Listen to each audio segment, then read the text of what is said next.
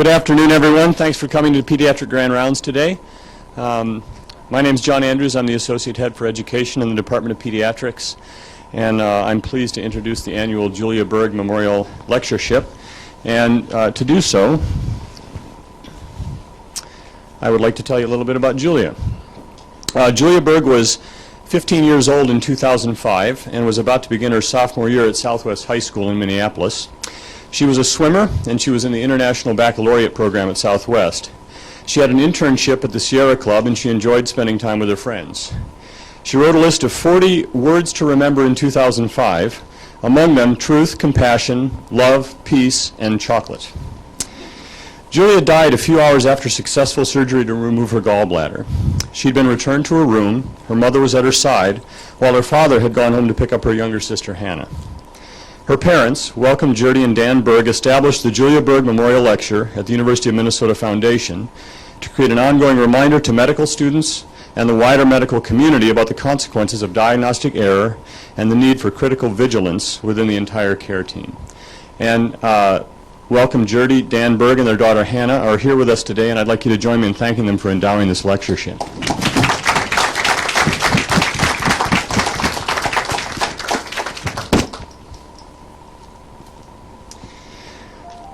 For today's Julia Berg lecture, I'm very pleased to introduce Dr. Phil Kibort, who's well known to many of you. Dr. Kibort serves as Vice President of Medical Affairs and Chief Medical Officer at Children's Hospitals and Clinics of Minnesota. He's a graduate of the University of Minnesota and Hebrew University in Jerusalem, where he received a bachelor's degree in Near East history. He then attended the University of Minnesota Medical School, where he also completed pediatric residency. He did a pediatric gastroenterology fellowship at UCLA. And from 1982 to 1994, he was a private pediatric gastroenterologist with Digestive Health Care. In 1994, he moved into an administrative role at Children's as Director of Ambulatory Services, then Vice President of System Advancement, with additional responsibilities for strategic planning, new business development, and operational duties. He went on to receive his MBA from the University of St. Thomas in Minneapolis in 1998, and then since 2001 has been in his present role at Children's. Throughout his career, Dr. Kibort has remained committed to his patients. He had final accountability for the creation of a web-based quality outcomes site where all of children's outcomes with national or state databases to measure against are made publicly available, providing patients with valuable information and motivating staff to continually improve. He shares his expertise and experience as a guest speaker across the country and actively mentors upcoming physician leaders. He also teaches medical quality at the University of St. Thomas and organizes an annual leadership course for healthcare professionals at the University of Minnesota's Carlson School of Business. And I'm very pleased to welcome him today to give the Julia Berg Memorial Lectureship. Phil?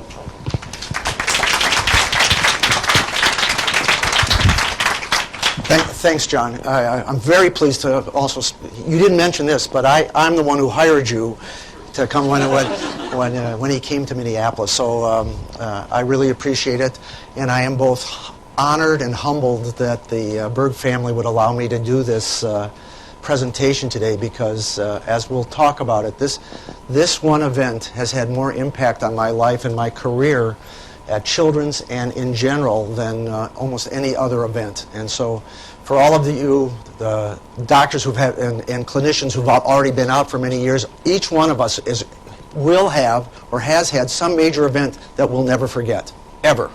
And for the younger physicians and younger clinicians in here, you will have something like this at some point, and it will change you.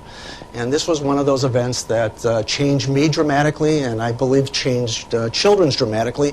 And actually, I hope that it also is changing the University Children's Hospital also, because as we'll talk, you'll see how this affected all of us and how we began looking at the world a little differently. I want to just ask one question. How many in this room were born after 1978? Go away. All right. The reason I ask, Dr. Sharp is in here, one of my mentors. I gave my first grand rounds at the university in 1978. I gave it at the old Mayo building, the auditorium. I did it on Lennox-Gastaut syndrome, and I still remember it. And then in the mid-'80s, I was invited, as a private practice doc, invited to give grand rounds as a CPC. And I'll never forget that one, because the house staff gave me a presentation, but they withheld information. during the actual CPC, they withheld x-ray information, and they were wondering why I couldn't figure the case out. So, and I can still remember the resident, and I ever see him again, I will chase him down. So, again, I thank you all for coming. I thank the Bergs. This is an unbelievable family and just wonderful people. We're going to talk a little bit about diagnostic errors and why I believe it's the next frontier in patient safety. We'll talk a little bit context, how often it occurs, why does it occur, a little bit about what we can do about it, and then some key lessons. What's an amazing thing, in 1999, the IOM comes out to Error is Human, 2001, the Quality Chasm. To Error is Human, medication errors are mentioned 70 times. Diagnostic errors are only mentioned twice, which is amazing because of how often diagnostic errors occur. This whole talk is about meta-reasoning, how we think. Now, I am not a psychologist, I'm not a behavioralist, I'm a gastroenterologist by training, so you know how I think that way. But in reality, this is about how you think when you take care of patients and how we get caught in certain traps. Dr. Osler once said, medicine is the art of probabilities, or at best, a science of uncertainty. We always have to keep that in mind. Let me ask you a question now. I'm going to give you a quick little patient here. If your patient said to you, I hear my eyes move. If a patient said to you, I hear my eyes move, what would you think? What comes to your mind right away? They're crazy, right? That's because that's what you would think. You'd say they must have a mental illness for them to present a symptom like that. Have you ever heard of this disease? I hadn't either until I watched Grey's Anatomy. All right? It exists. It exists, and it causes people to pretend, or they think their eyes are moving. Who's a great clinician? We have this belief, all of us remember some resident, some fellow ahead of us who we thought was the most brilliant doctor in the world. For me, it was Joe Sokolowski. When I was a resident, an intern, he was already a fellow. That guy knew everything. And these were the people who didn't need to carry a little blue book or have a book in their white coats. Now you guys have them all on smartphones and things like that. But they could give differential diagnoses. They could give you how to work something up so quickly. They were the brilliant ones. So we all have this image of a great clinician. Unfortunately, in society today, they think House is a great clinician. Of course, he has a personality of a horse's butt, and he's a drug addict and things like that. But we have these images of what great physicians and what great clinicians are. So, John gave you a little bit about the history. I'm going to use a little hyperbole now. I've given this talk now for the last 2 years. I add to it all the time when I update information. So I told the family last night, it's a little uncomfortable because I'm going to tell the story again. And John, we sort of gave you the answer already. But let's talk a little bit about the story of Julia when I do these presentations. 15 to 16-year-old female, physically healthy, history, a little bit of some issues with depression. Presents to the primary physician with back pain. Urine analysis is negative. Pain moves to the right upper quadrant of the abdomen. Labs. Increased white count with some lymphocytosis. Increased liver function tests. Amylase and lipase are normal. BUN, creatinine are normal. Electrolytes are normal. All right.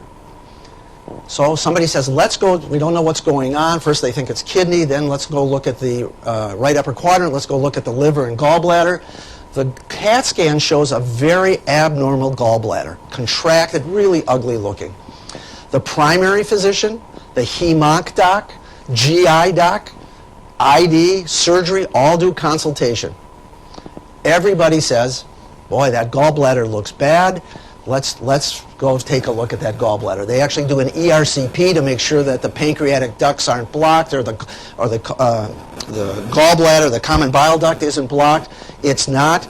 But even with the ERCP, everything looks ugly in the gallbladder. Goes to surgery for cholecystectomy. Surgery is successful. Transferred from the PACU up to the hospital room. Julia has died in a few hours. What did we miss? So we gave you the history. What did we miss? What was in that history that somebody in here should have said, wait a minute, that doesn't fit? I'm going to pick on Dr. Naglia because he's a hematologist. So I have a high white count and lymphocytosis. The lymphocytosis, if it was the gallbladder, and if there was some infection, we should not have seen a lymphocytosis. But everybody went down that track, all right, about the gallbladder being wrong. Confirmation bias. One doctor, one senior doctor says it's X. Like little ducklings, like little lemmings, we all followed. Epstein-Barr virus hepatitis. And I believe Julia went into DIC afterwards. On retrospect, when we looked later, it was clear as a bell. This was a turning point in my life. I'm going to get emotional. This was a turning point in my life and at Children's. We absolutely blew this. Not because people are stupid, not because people were negligent. We just went down the same track together. Our world, medicine, involves nuance and personalized decision-making by both patient and doctor. I want to say one other thing, and I told Welcome this last night. For all the young doctors in here, listen to mothers. Fathers are idiots. Listen to mothers. They know. Welcome knew. You knew hours before. And she was telling people, and we didn't listen. And invariably, when we have cases like this, mothers know. And when they tell you something is wrong, it is wrong until proven otherwise. Doctors, and I'm using with doctors, but I'm going to talk about advanced practice nurses and other. I never use the word providers. I hate the word providers. I use the word clinicians. None of us went to provider school. All right? And when Angie List talks about providers, think about that. All right? Doctors and other advanced practice nurses sometimes make mistakes because we take cognitive shortcuts or jump to conclusions, heuristics, and we'll talk about heuristics. Blame the 18-second rule. We're taught to take shortcuts, and we come to a decision about what the patient has truly within seconds. Our dilemma is the diagnosis really missed rather than not yet discovered? So I told you, for those of you born after 1978, I was a medical student in 1976. Kawasaki's was described in 1976. What did I call it? What did we call it before that? Did we have a misdiagnosis because we didn't know what it was yet?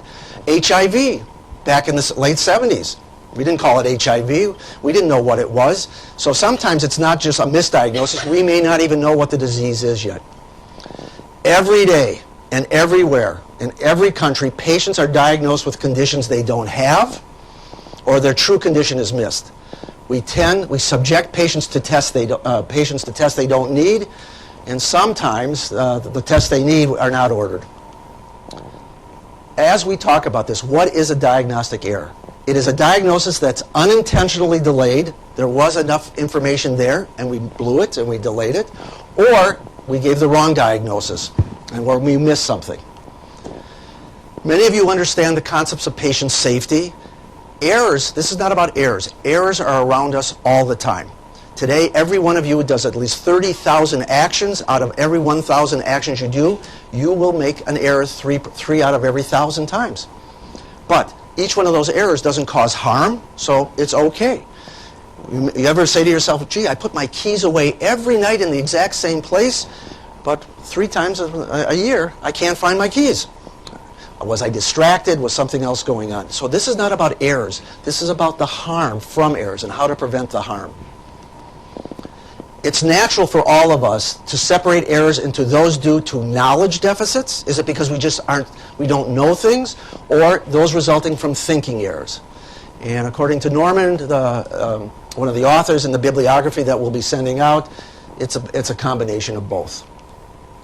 And by the way, good medicine is less about brilliant diagnoses being made or missed, and more about that mundane mechanism to ensure adequate follow-up.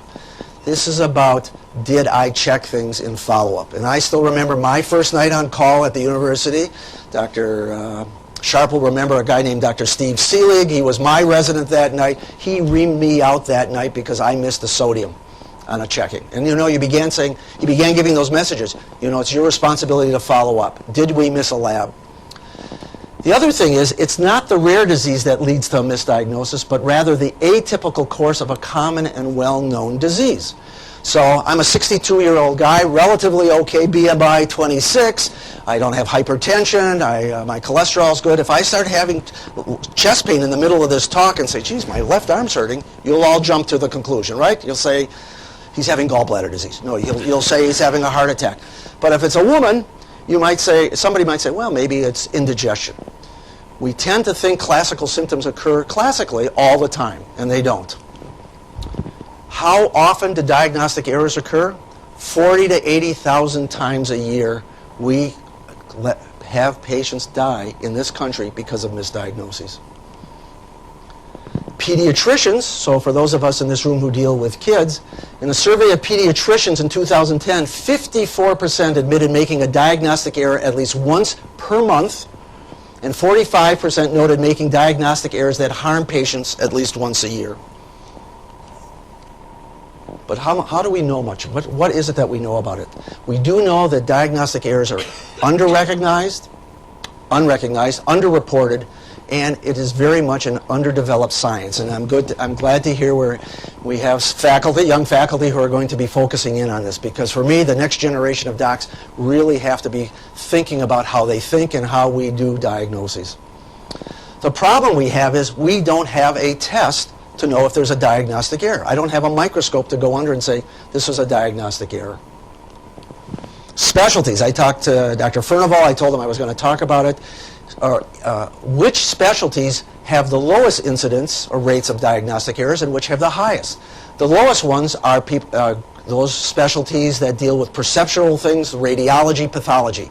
They look, they take their time, they look at an image. Their diagnostic misdiagnosis is about 5%, which still seems very high. I've gained much more respect for radiologists. You know, I used to think, how tough can it be a radiologist? You sit in a room all day, you look at images, and, you know, how tough is that? Well, the next time you think about 12,000 images, they have to look at every one of those slices, and how often do you disturb them, and chances they can make a mistake go up, but they do it less than 5%. Patients, physicians in ED, primary care, other specialties, high, 15%. Why? And we'll talk a little bit about it. They have to do throughput. They don't know their patients. The patients are not coming in under great circumstances. They've got to sort of cover all bases. It's a tough field to be in. 1/3 of this group will be sued sometime in their careers and a high likelihood because of misdiagnoses. Could it happen to you? Why? In the Journal of Family Practice in September 2010, what are the most common causes of getting sued for misdiagnoses? Breakdowns in the diagnostic process. Failure to order the appropriate test, failure to create a proper follow-up plan, failure to obtain a thorough medical history, or perform a thorough physical exam. 25% to 59% of malpractice claims are attributable to diagnostic errors depending on which state you're in. In pediatrics, this comes from PEDS a couple years ago. What are the most prevalent conditions resulting in malpractice lawsuits? Brain damaged infant, far and away, is the most expensive. Meningitis, routine checks that you miss something, respiratory problems, appies, pneumonia. These are what are the causes of where clinicians will get sued. So why do they occur?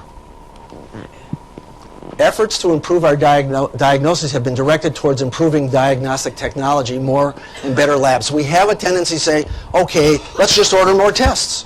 Let's get better tests. I got a CAT scan, I've got a PET scan, I've got a 3T, a 70T, I don't know. We'll have better tests to do it. And we have a dependency on those tests as opposed to using our own thinking. The other reality is we have a very complex field. Right now in the ICD-9, there are 13,000 medical diagnoses, 4,000 medical procedures, 6,000 medications that you have to know about. Now, with the new ICD-10 coming up next year, 70,000 medical codes. All right? 68,000 survey codes. The amount of things we have to know about has grown and grown and grown. From when I was a resident, when I was a resident in 1978, what did I have to know? I have to know AMP, GENT, Now, that's 2 drugs. We didn't have the penicillin. We didn't have a lot of things to think about. In those days, the PDR, anybody even looks at a PDR anymore? PDR was this thin. Now it comes out, if you got the book, it's this thick. But all those medications you have to know about that we didn't.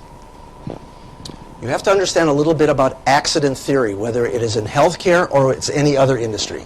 Normal accident theory concludes that systems that are tightly coupled, all kinds of things going on with complex and hidden interactions, will inevitably lead to an accident. So the next time you hear something about the Challenger or something about some major accident, you have to say to yourself, step back, because there's a tendency to always blame a human being at the end point, as opposed to saying, wait a minute, these are tightly coupled systems, very complex, multiple things have occurred. Our diagnostic processes, so when you think about your patients and you're doing your diagnoses, are very much a black box. We have imperfect knowledge as clinicians. We have to make sense out of a case presentation and lab data that are typically non-specific and incomplete. The diagnostic errors are inevitable. They are inevitable.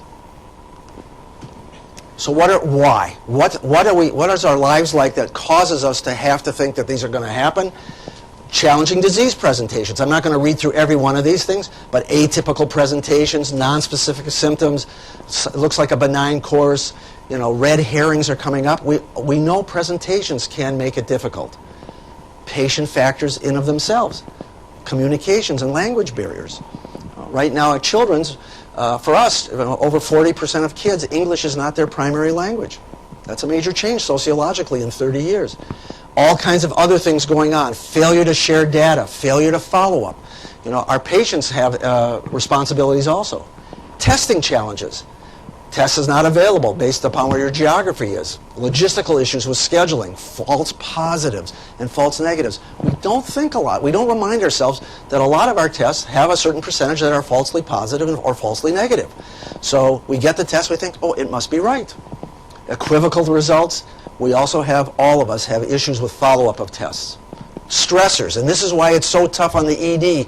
So have respect for your ED docs. Time constraints for clinicians and patients, discontinuation of care, fragmentation of care, memory reliances. We still want to rely on our memories. And as you know, there's so much information. How good can you be to remember it? Other things, do you have the ability to recognize the acuity and the severity, the complications of diagnoses? Are you recognizing that your patient isn't responding to therapy? And other things. So each one of these are there. Deficiencies of medical judgment rather than medical knowledge leads to diagnostic errors in more clinical settings. So it's not so much that you're not smart and you don't know about the disease itself. It's more about sometimes our judgment. I'm going to break this down into 2 areas. If you are knowledgeable about patient safety, this is the same theories we do for all things in patient safety. There are systems issues, and then I'll talk about cognition issues. 1991, James Reason, PhD James Reason, puts out this model of how we should think about patient errors. It's the Swiss cheese model. I hope most of you are familiar with this. This is the model that says when an error eventually occurs, an accident eventually occurs, it's not because there weren't protective mechanisms. We build into place all these barriers to block the accident occurring. But he said in his theory, and some argue with it once in a while, he said the problem is, it's like Swiss cheese, all the holes line up once in a while, and the accident gets through, and the error gets through. This is what happened for Julia. This is what happens with most of our patients when we have harm that occurs to them. We have all these barriers, but nevertheless, there were holes in the Swiss cheese. Notably, when you look at the studies about being sued, diagnostic errors rarely have a single cause. There are multiple steps that came through, average 3 to 4. And when we do, and I'm assuming you too, when we do reviews of harm that has occurred to a patient, sometimes it's 8, 9, 10 things that didn't occur that we thought were in place. So breakdowns in delivery of functions, we're all under productivity pressures. When I was a resident, there was no such thing as an RVU. I wasn't being judged based on making widgets. But now people are under productivity problems. Discontinuation of care, handoffs. House staff are changing over much more than we did, so you have to hand off much more often, and every time there's a handoff, the chances of something occurring negatively goes up. Poor communication systems, lack of essential patient-relevant information. EMRs have helped. While EMR has slowed down productivity for people, the actual access to information is much better. Even well-trained individuals are at risk of making serious errors while working in a poorly designed system. We are all aware, or at least should be, we are on thin ice. By the way, when I give this talk in the South, this slide doesn't make sense to them. I'm not kidding. So I've had you think a little bit about systems issues. I'm going to talk about how we think. And again, I'm not a psychologist. This isn't my field of expertise, but this is where I've become fascinated in learning more about it from a safety standpoint. Cognitive psychology, the study of how we reason, formulate judgments, and make diagnostic decisions, consists of how do we gather data, how do we synthesize that data, how do we verify it. Each one of those may be prone to error. Diagnostic errors arise from our failures to perceive, sometimes failed heuristics, and I'll talk more about that, and our biases. There are two types of thinking processes in cognition. One they'll call it system one, that is heuristics. That's the one where you automatically, when I said I had right upper quadrant pain, I told you I had chest pain and left arm, you went to heart immediately. That was a heuristic. That was instantaneously, because of how you've been trained, you did it over and over and over again. You don't even have to think about it. Versus system two thinking, which is systematic and analytical. So I put the picture of Einstein up there. We've had a tendency to believe that heuristic thinking, that snaps thing, is bad, and analytical reasoning must be better. But heuristics are not something to be thrown out. We need heuristics to survive. Forget medicine. You're sitting in a cave 10 million years ago, a saber-toothed tiger is coming to you. You don't have time to do an analysis. You've got to know how to move and how to react. That is heuristics. Heuristics is the way our brain protects ourselves from getting overloaded. Heuristics are right 80 to 85% of the time. But if I'm going to give you any lesson, they're wrong 15 to 20% of the time. We need them to survive. Occam's razor, anybody here who Occam's razor is? Occam's razor is a good rule to remember.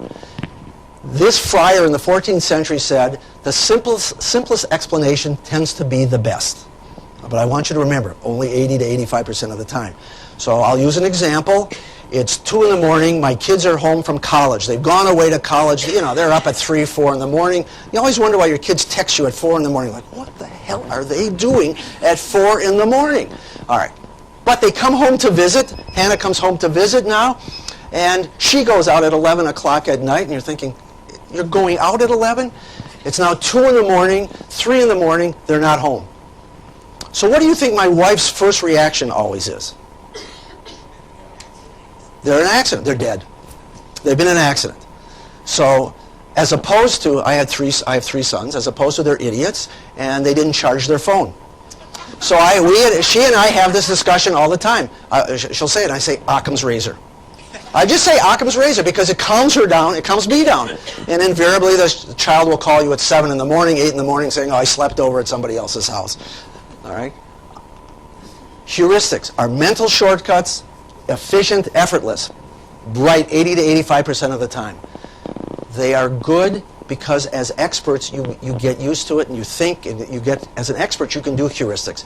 A novice, and we've all done that, when we begin our training as medical students or new advanced practice nurses, somebody gives you a case and you struggle with it because you're trying to think every step of the way, and the more you do it over time it becomes what you think is intuitive.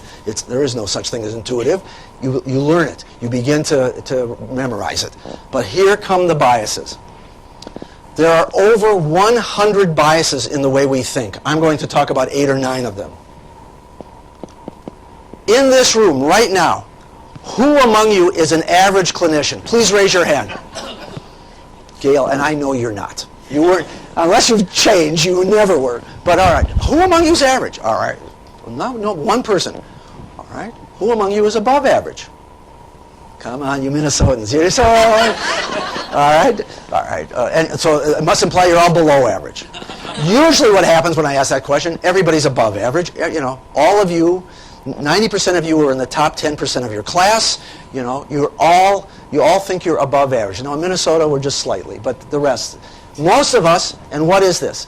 Overconfidence bias. This is believing you have more ability than you really do.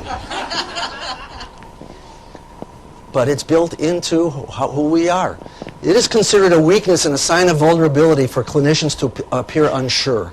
Confidence is valued over uncertainty, and there's a prevailing censure against disclosing uncertainty to patients, especially surgeons. My other hobby, my one hobby, is American presidential history. Even though I thank you for telling me I had a Near East history, but I've been more fascinated now with American history. Great quote by Jefferson: "He who knows best knows how little he knows." Overconfidence. As confidence increases, I'm more experienced, I've been around longer, I have pure confidence in my skills. As that increases, the need for updating, feeling like you need to be updated, goes down. It's a nail in the coffin of thinking, that you're not willing to listen to new ideas because you think, I've seen this before. Bias number 2, anchoring bias or premature closure. This is the tendency to stop too soon and not order a critical test or gather critical information. You decide that the patient's current problem is related to the first thing that you thought of. In pediatrics, when a child comes in and we can't figure out what's wrong with the child, what 3 diagnoses, I've already given you the answer, do we always say it is? Oh, they must be constipated, they must have or reflux, or they're crazy. We have a tendency to go right there. And just like we did with the moving eyes, we jump to those conclusions because we're not spending the time to really think about it. Availability bias. This is the tendency to judge a diagnosis as more likely if they are more easily retrievable from memory. Many residents in the 80s, 90s, first part of the 2000 hadn't seen measles. But I promise you, the residents in the last few years who have seen measles again will always think about it in their differential diagnosis. It has availability, so you tend to give it more weight. I have a son, one of my boys, the middle son, has a very rare diagnosis. And when I was a real doctor, I used to tease the residents who spent time with me. I'd give them his history, and he has familial Mediterranean fever. I promise you, every kid I ever saw who had abdominal pain with even a slight fever either had Crohn's or familial Mediterranean fever.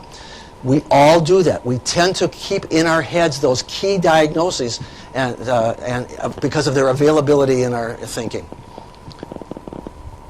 Recently, in some very recent articles, there's a thing called salient distracting clinical features. Case findings that tend to grab physicians' attention because they are strongly associated with a particular disease, but are indeed unrelated to the problem. And they lead you to have a misdiagnosis because you think it's important when it really isn't. And the studies are showing this: if somebody gives you that information in a complex case early on, you'll tend to go down that path when it really had nothing to do with it. If you have a complex case and nobody tells you that till at the end, you're much better. So you'll hear more and more in the next few years about salient distracting clinical features. Physicians mostly generate their hypotheses based on recognition and similarities between the case at hand and scripts that we've taught you to have scripts. That's how you are trained. Pattern recognition is largely unconscious, effortless, and usually efficient. SDFs early in the case are apparently an important source of errors. Physicians should be aware of the need to overcome their influence. Retrospectively, if I went back to college now, I would probably go into behavioral economics. It's also about decision making. Since I met Julia, and I'm fascinated about how we make decisions, whether it's in medicine or in management. These 2 Nobel Prize winners found that, as they said, even doctors and statisticians made an astonishing number of imprint errors in their cases. The problem is our brains overestimate the generalized availability and ability of anecdotes. You remember the cases that had most impact on you. That's an anecdote. That's not data. But boy, that sticks with you the rest of your life. And I can still remember 7 or 8 cases in my life that will never go away because of their emotional impact on me. An adverse event, so one like Julia, or an adverse event can transform a clinician's practice patterns in an instant. Unfortunately, something had to have harm to someone, but after that moment, each one of you will always, that will transform who you are and how you are as a physician or a clinician. Why? Why does that happen?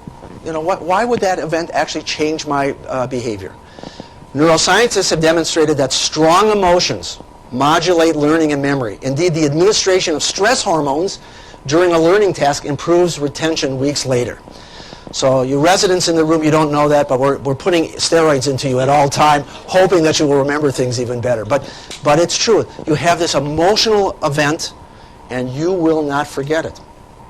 And your brain is laying down those patterns. Next bias, base rate neglect bias. This is the tendency to ignore the true rate of a disease and pursue rare but more exotic. We all know this. You know, this is the story about if you hear hoofbeats, you want to think about horses, not zebras. But when you're at the University of Minnesota, when you're in your academic training, as I did, it's the zebras that are exciting. You want to look for zebras. And so we forget about our bias in base rates. Representativist bias. This is the tendency to be guided by prototypical features of disease and miss atypical variants. This is why women get misdiagnosed more than men, because all those classic symptoms we talk about were usually done in studies in men. Classic features only occur about 25 to 30% of the time. Confirmation bias. This is the tendency to seek data to confirm, not refute the hypothesis. We all go down the same road. This is the mistake we made with Julia. The senior person said something, nobody challenged. No, I want to be fair. One person did challenge. A med student. That was the equivalent of the O-rings for the challenger. Some lowly engineer says to all the superiors, there's something wrong with those O-rings. And they said, oh, we've done this before, there's no problem. Nobody listened. The med student did say something. Confirmation bias is a huge problem. Groupthink bias or blind obedience is the same thing. Relying on another physician's opinions in which an agreement is reached based on an authoritative source, including laboratory and imaging tests, without sufficient examination. So all the information that fits your hypothesis, I'll listen to. If it doesn't fit, oh, we'll ignore that. When you're saying to yourself, I'm going to ignore that because it doesn't fit, you ought to say to yourself, stop. Again, for those of you who are old enough to remember the early 60s, this was the issue with Kennedy in the Bay of Pigs. He goes in, listens to all his generals, and they all say, go in and invade Cuba. Go in and invade Cuba. Everybody nodded their head, goes in, fiasco. At that moment, John Kennedy said, I will never do that again. I will always have a devil's advocate at my meetings. And I'll talk about that for you in medicine and in management. Commission bias. This is the bias to do something rather than just sit there. We've got to do something. We're at the university. We're tertiary, we're quaternary. We've got to do something. Sometimes you can just say, hang on. The maximalist bias. Those who aggressively pursue treatment. Technology enthusiasts. Let's do some more tests. Minimalist. My Homer Simpson bias. This is the one where I prefer to do as little as possible. Oh, I want to avoid, I don't want to think about it. Satisficing. Intentionally making a suboptimal decision to satisfy competing demands. When resources are limited, humans choose a good enough solution that partially leads to multiple goals. This is the world we live in. Sometimes you can't do everything, and sometimes I have to balance. What can I test, what can I not? Hindsight and outcome bias are also pre-conscious and cannot be overcome by simply willing ourselves to ignore them any more than we can will ourselves to be taller. So those of you who have opportunities to go on peer review, whenever you do peer review, somebody says, here's the outcome, but ignore it. Because you want to assess what they were doing before that. Your brain can't do it.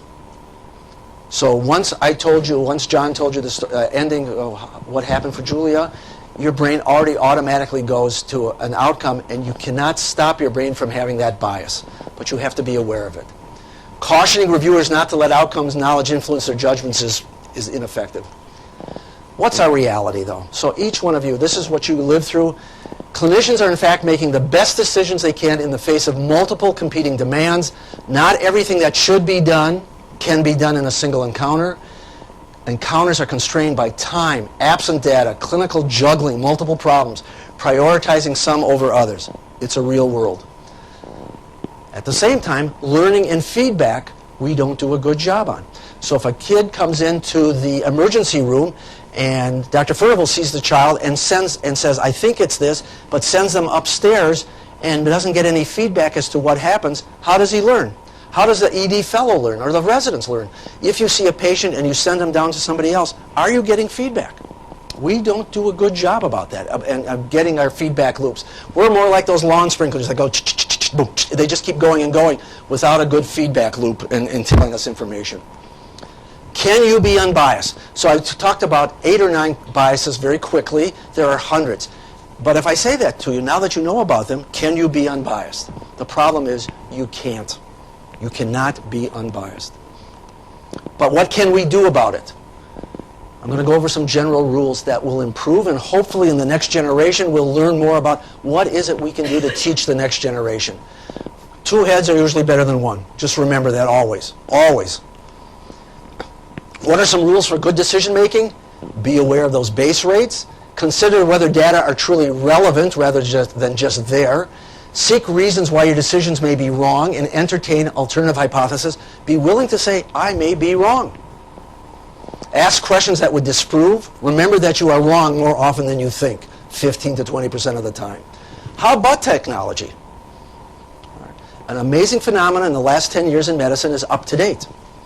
You know, when I was a resident, you had to go to, if Dr. Sharp asked me to go get some information about a disease, I'd have to walk across the street, go to Deal Library, go to the Index Medicus. Residents don't even know what Index Medicus is. You'd go into a file, you say, oh, here's where the article is, go up 3 or 4 flights, look for the journal, it's gone. Some other person already stole it. Some gunner was already ahead of me getting it. The one advantage you guys have over the docs now, so whenever we tease residents saying, oh, how tough is it to be a resident now? You only have to work 12 hours. You know, your ability to access information is so phenomenal. So we have things like up to date, as opposed to books that are 3 to 5, 6 years old. Isabel, we now have these things, these programs that will allow you to put in symptoms, and it'll give you in priority what the likelihood of diagnoses are. But are they helping yet? You know, these are called computer-based clinical decision-making. I'm not going to go through that. They're out there. They have not yet proven to be quite effective because they're not coupled with the EMR. What would be great is that if you're putting into Epic here or Cerner for us, and you're putting in the patient's history and symptoms, wouldn't it be great that that differential was coming up instantaneously with you? So I'm just going to say in this, it's not proven to work yet, but over time it will be. What else can I talk to you about how to get better at diagnostic errors? Slow down. It's easy for me to say. I'm hyper. Slow down. Encourage learners to slow down and admit one's own mistakes. We are not infallible, and we need to teach future generations that we're not. So 10 commandments. I'm going to give you 10 commandments, and then I'm going to give some follow-up. Reflect on how you think and decide. Do not rely on only your memory. Understand your working environment information friendly by using the latest wireless technology. Always consider other possibilities. Know your probabilities and epidemiology of your diseases. Rehearse common and serious conditions that you expect to see in your specialty. Think about it constantly. Ask yourself, are you the right person in making this diagnosis? Let your ego go. Are you the right person? Now, you have to decide not to be pressured by time. It's easier for me to say it. We're all pressured in our work. Create accountability procedures. Thou shalt record in a relationship. We need a database, and hopefully the future now will allow us to get these kind of databases. Other tips: understand heuristics, why they work and why they don't work. You know, have timeouts, diagnostic timeouts. Promote the practice of worst-case scenario. Promote the use of systematic approach to common problems. Always ask why. Teach and emphasize the value of clinical exam. It's amazing. and I know I'm a GI doc by training. I listen to presentations at grand rounds. I listen to presentations about belly pain, and I sort of ask the residents and house staff, did anybody do a rectal exam? Oh my God, it's like they can't believe I asked that. Well, why would we do it? You know, and we can always do an ultrasound or a CAT scan. Physical exam is still unbelievably important. Understand probability, acknowledge how the patient makes you feel, encourage learners to find clinical data that doesn't fit, embrace zebras, but remember your base rates, slow down and admit one's mistakes. These are both two different articles and talk about the same thing. So what I was going to say about devil's advocate, whether you're a physician, a nurse practitioner, if you're in management, if you're in politics, have a devil's advocate. So the next time you're on rounds and you're having a group of people around you, you should assign one person to say, your job is to make sure that whatever we think it is, you're to prove us it's wrong. Even if they believe you're right, take the thinking to say, challenge me. And I will tell you, at a management level, we do that already. So at my exec group, or the exec group at Children's, when Alan Goldblum's our CEO, when he sits around the table with the VPs, one of us, usually it's me, but one of us will always take the devil's advocate side to just say, wait a minute. It works well in management, it works well in medicine. It takes a little bit more time, and it's good for the residents, and it's good for the medical students. It forces them to think a little differently. What about the patient? Now put yourself in the role of the patient. The patient is also a partner in thinking through and testing the diagnostic hypotheses and has various important roles to play. They can give you timing. They can tell you if the treatment's not working. They have different awareness. Make sure you let them tell the whole story. Ask your doctor, this comes from, if any of you have read the book How Doctors Think by Grotman, ask 3 vital questions when you're the patient. Is there anything else in my history that doesn't fit your hypothesis? What else could it possibly be? Might more than one thing be wrong? Also remember, 3 to 5% of the time those tests are falsely positive or negative. Acknowledge your own quirks, your own biases. We didn't even talk about ethnic and racial bias in here too. Understand your own quirks and allow the possibility of uncertainty. So what are my conclusions? There is no absolute knowledge. We're never going to be able to know everything about every disease. And we're also forced, we have to make decisions. My key lessons for the group, and what I've learned, and hopefully we are imparting at Children's, and hopefully the next generation will teach us, diagnostic errors will occur. We can't stop them. But what we can stop is the harm, and build systems to decrease the chances of harm. We all have biases that cannot be avoided. I talked a little bit about systems issues, all the things that we built around, versus also your cognition, the heuristics, and the system 2 types of thinking, the analytical. This talk, what I want you to leave with is, when you go out of here, think about how you think. You may all think you do it well, and it doesn't have to be in medicine. It's true in everything else in our lives. Just think about how you're thinking about things. That's what this talk was about. So, as he once said, Mr. Osborne may be excused, my brain is full. I've had enough. So I want to thank you all for the opportunity to do this. I'm very open and be very willing to take some questions and comments and thoughts. Dr. Olson, if you have some. Again, I want to thank the family. As I said earlier, I'm both humbled and honored that you would allow me to do this. It did have impact, and her life did have impact. And for me, for Children's, and I actually believe now even for, not even, at the same time with the university. I hope the residents feel that Julia, when you think about how you think about Julia. So thank you.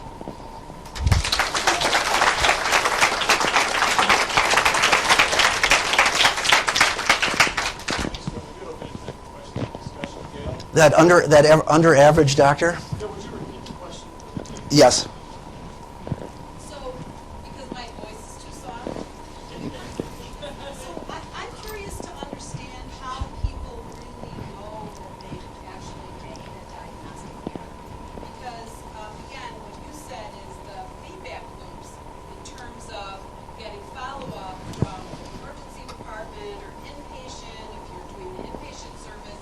Especially if you're in the clinic and if somebody doesn't come back,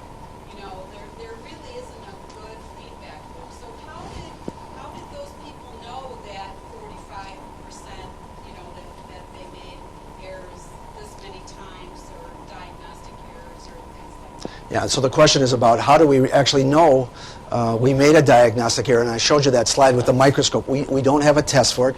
Most of those studies were based upon the legal system. Something bad happened, the legal system went into it and said, we followed up and we saw there was a diagnostic error. What is happening now in this literature, in this field of study, is how do you take the EMRs, how do you take it so we can figure out there's a diagnostic error? People are using what's called trigger tools, that if you find something, I'll use adult medicine, somebody does hemocults on stools and said there was blood in the stool, and they saw that as a trigger in the record. Was there any follow-up? And then on the patients that they followed up and didn't follow up on, what was the incidence of cancer? And so I believe in the next decade we will see ways to do this. They're struggling to figure out how to give people feedback on diagnostic errors. Joe. So we've got kind of two things happening at one time. We've had explosion of data availability with the EMR, because you used to get the chart, it was 14 feet tall, and when you needed it wasn't there, sort of thing. So you needed information. But now you got a ton of information, you got a ton of new diagnoses, but you've got handoffs, work hour restrictions, a lot of what's happening to the rates of these errors for the classes of information? So for those, if you couldn't hear the question, is we are overloaded with information, more and more diagnoses, more and more handoffs, and what's happened to the rates. My sense is, I don't know if the rates are going up. I think because we're only aware of them in the last 5 to 7 years, where people, now there's a whole society dealing with diagnostic errors. I don't know if they're going up. But right now, every one of those things that we've put in place for safety has an unintended consequence. The handoffs is the greatest example. Handoffs are good for safety so residents don't have to work when they're overtired. That's great. But if there's more handoffs, there are people arguing right now that the errors are going up because of that. But I don't know the answer to that yet. And that's part of the frustration. And this is early. This is very early in this component of the safety science. Phil, you want to mention the like smart pumps as well? So I'll give an example. Smart pumps, do you use smart pumps here too? These are we barcode the patient, so we make sure we have the right patient. We now have these Alaris Smart, that's the company, smart pumps where it's got its own built-in library, and it will put in boundaries as to maximum doses or minimum doses and rates, and then it goes into the EMR, and it's a full loop, and everything is checked against each other. The problem is the unintended consequence of having this computerized system is people aren't doing critical thinking. So people get a little bit of laziness, and they think, oh, it must be right. When in reality, they've punched in the wrong thing into the pump. And so the unintended consequence of having better patient safety from the barcoding and things like that is we've now had some accidents where they got the wrong dose because someone stopped doing critical thinking. So everything we put in place has a consequence, an unintended consequence. Yes? I'm a pathologist and laboratory medicine doctor, so my perspective on diagnosis is a little bit different from you folks who are out in the trenches actually seeing patients. Couple of things. First of all, when a laboratory result comes back and it's discordant from what you expected, overall 3 to 5% of labs are erroneous, but it's going to vary a lot from lab to lab. So some tests are going to be more likely to give you a non-specific or unexpected result than others. If it's a weird test, if it's a test you're not comfortable with, it might be helpful to call the lab or speak to the resident on call and see what you can find out about the test or consider repeating it. There's also sort of a rule of thumb in laboratory medicine that the more out the test is, the more outside of the normal range it is, the greater the burden is on you to explain why it's out.